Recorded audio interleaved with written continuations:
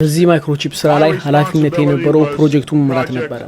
ይሄ ማይክሮቺፕ ምን እንደሚመስል ወይም ዲዛይን ማድረግ ጀመረ። ባለቀም ጊዜው ውፍረቱ 0.75 ሚሜ ነበር፣ ርዝመቱ ደግሞ 7 ሚሜ። ይሄ ማለት የሩዝን 1/4ኛ ማለት ነው። It was the size of 1/4 of a grain of rice. Again, I want to say that I was not a Christian and there were no Christians there. እኔ ክርስቲያን አልነበርኩም። እናም እዛ ከኔ ጋር ሲሰሩ የነበሩት ውስጥ አንድ እንኳን ክርስቲያን አልነበረም። እናም ሲያናግሩን ይሄ ማይክሮቺፕ ኃይል ማለትም ባትሪ የሚያገኝበትና ሲግናል የሚያወጣበት ወይም መረጃ የሚሰጥበት መንገድ ኖሮ እንደሚገባ ነገሩ። እናም ደግሞ ለባትሪ ሊቲየም መጠቀም እንዳለበት። ሊቲየምን በብዙ ነገር ላይ የምንጠቀመው ለሪሞቶች፣ ለእጅ ሰዓቶችና ለተለያዩ ነገሮች። I designed into this microchip a little charging circuit that would charge that. እናም ዲዛይን ሳደርግ በዚህ ማይክሮቺፕ ላይ ትንሽ ሰርኪት ሰራውለት ቻርጅ እንዲያደርገው። If you'll bear with me 1 minute, you'll see what God has laid out about this microchip. አሁን የምላችሁ ብዙ የሳይንስ ቃላቶችና ንግግሮች ነው ይመስላችሁ፣ ግን ከአንድ ደቂቃ በኋላ እግዚአብሔር ስለ ማይክሮቺፕ አጋልጦና በይፋ ያስቀመጠውን በግልጽ ታያላችሁ። ይሄ ማይክሮቺፕ ቻርጅ ማድረግ እንዳለብን ሳውቅ ሰውነታችን ውስጥ ቴምፕሬቸር ቶሎ የሚቀየርበት ቦታ መፈለግ ጀመርኩኝ።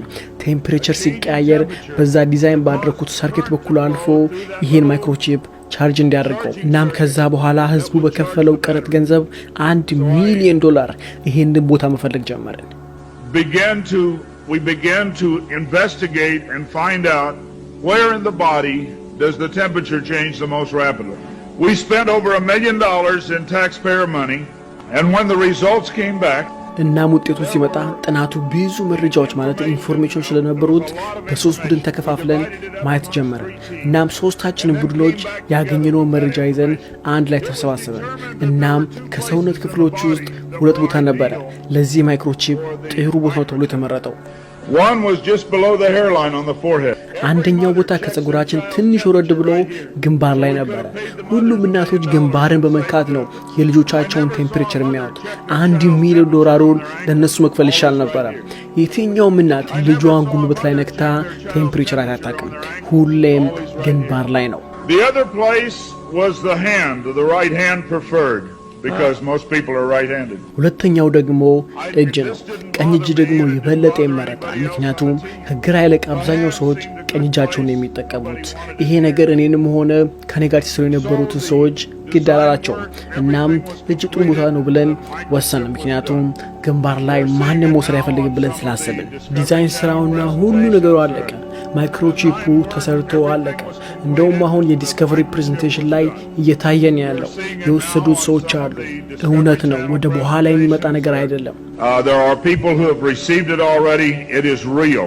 It's not something that's coming way down the road. They gave me a Bible.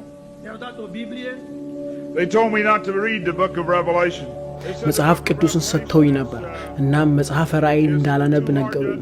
መጽሐፈ ራእይ ለመረዳት ከባድ ነው አሉኝ። እኔም ሳላነብ ቀረሁኝ። መጽሐፈ ራእይን ሳላነብ ለረጅም ጊዜ ቆየሁኝ። ግን አንድ ቀን መጽሐፈ ራእይ ምዕራፍ 13 ከቁጥር 16 ላይ መጣሁኝ። ታናናሾችና ታላላቆችም ባለጠጋዎችና ድሆችም ጌታዎችና ባሪያዎችም ሁሉ በቀኝ እጃቸው ወይም በግንባራቸው ምልክትን እንዲቀበሉ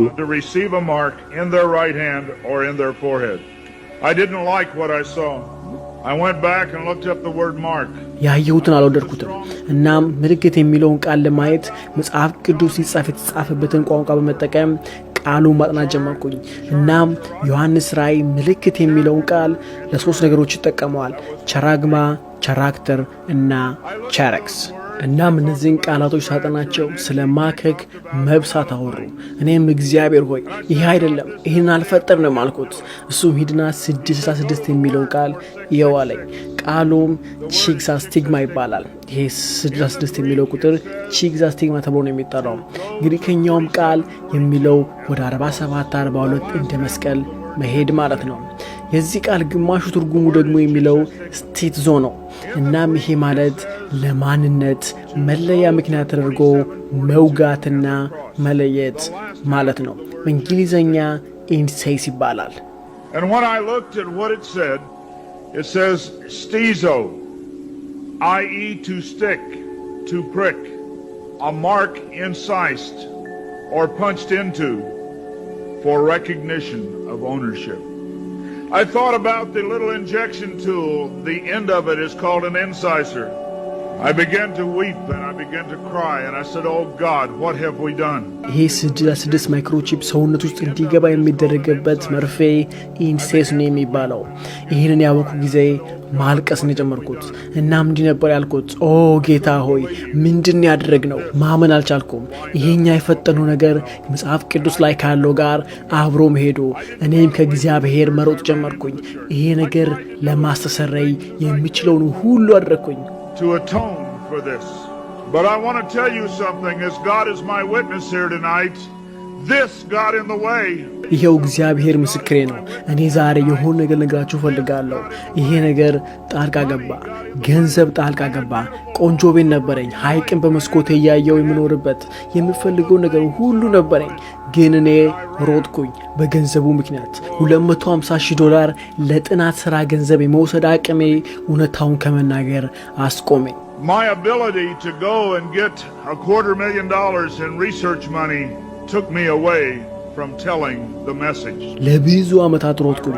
ለነገራችሁ የምፈልገው ነገር ይሄ ነገር እውነት ነው። ማይክሮቺፕ እውነት ነው።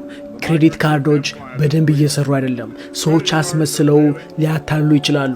አዲሱ ስማርት ካርድም ቢሆን ሰዎች አስመስለውት ሊያታልሉ ይችላሉ። ሊሰረቁ ይችላሉ። ሊጠፉ ይችላሉ። የተለያዩ ብዙ ነገሮች ካርዶች ላይ ሊፈጠሩ ይችላሉ። ግን እጃችሁን ልታጡ አትችሉም። እና በቅርብ ጊዜ ውስጥ ወደዚህ ይመጣሉ። እንደ ክርስቲያን ልንገራችሁ ይሄን ነገር መውሰድ አትችሉም። Very quickly they're going to move to this being in the hand. And I tell you as a Christian, you cannot take this. ማንም የፈለገውን ቢል የእግዚአብሔር ቃል የሚለው በፍጹም መውሰድ አትችሉም ነው። የፈለጉትን ብለው እንድትወስዱ ቢነግሯችሁ መውሰድ አትችሉም ነው የሚለው። In Revelation 14 verse 9, ዮሐንስ ራእይ ምዕራፍ 14 ከቁጥር 9 እስከ 11 እንዲህ ይላል። ሦስተኛም መልአክ ተከተላቸው በታላቅ ድምፅ እንዲህ እያለ ለአውሬውና ለምስሉ የሚሰግዱ በግንባሩም ወይም በእጁ ምልክቱን የሚቀበል ማንም ቢኖር እርሱ ደግሞ በቁጣው ጽዋ ሳይቀላቀል ከተዘጋጀው ከእግዚአብሔር ቁጣ ወይን ጠጅ ይጠጣል። በቅዱሳን መላእክትና በበጉ ፊት በእሳትና በዲን ይሰቃያል። የሥቃያቸውም ጢስ ለዘላለም እስከ ዘላለም ድረስ ይወጣል። ለአውሬውና ለምስሉም የሚሰግዱ የስሙንም ምልክት የሚቀበል ሁሉ ቀንና ሌሊት ዕረፍት የላቸውም። የእግዚአብሔርን ትእዛዝ የሚጠብቁት ኢየሱስንም በማመን የሚጸኑት ቅዱሳን ትዕግሥታቸው በዚህ ነው። Here is the patience of the saints. Here are they that keep the commandments of God and the faith of Jesus.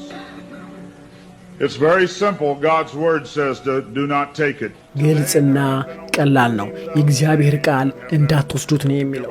15,000 የሚያህሉ ሰዎች ይሄ ማይክሮቺፕ መለያ ምልክት ወስደው ነው ያሉት። የተለያዩ ኩባንያዎች ከፍተኛ ሰራተኞቻቸውን እንዲወስዱ በማድረግ እየለዩዋቸው ነው። እንደዚህ አይነት ነገሮች ዙሪያችን ነው ያሉት። ስለ አዲሱ ዓለም አቀፍ አገዛዝ ስነ ስርዓት ሳይንስ እናወራለን። ግን እግዚአብሔር ዛሬ የሆነ ያለውን በቃሉ ላይ በግልጽ አድርጎ አስቀምጦ ነው ያለው። ሰይጣን አንድ ዓለም አቀፍ አገዛዝ ስነ ስርዓት የሚፈልገው ከወደቀበት ጊዜ ጀምሮ ዓለም አቀፍ አገዛዝ ስነ ስርዓት ነው እፈልጋለሁ ያለው። እግዚአብሔር መተካት ነው የሚፈልገው። Satan desires to have a one world government. From the time he fell, he said, I want a one world government. He wants to replace God. እና ማውን ያየን ያለነው በሰዎች የተቀመጠ መንግስት ወደ ዓለም አቀፍ አገዛዝ ስነ ስርዓት እየሄደን ያለው። የመጨረሻው ዘመን ምልክቶች በዙሪያችን ያሉት። The signs of the times are all around us.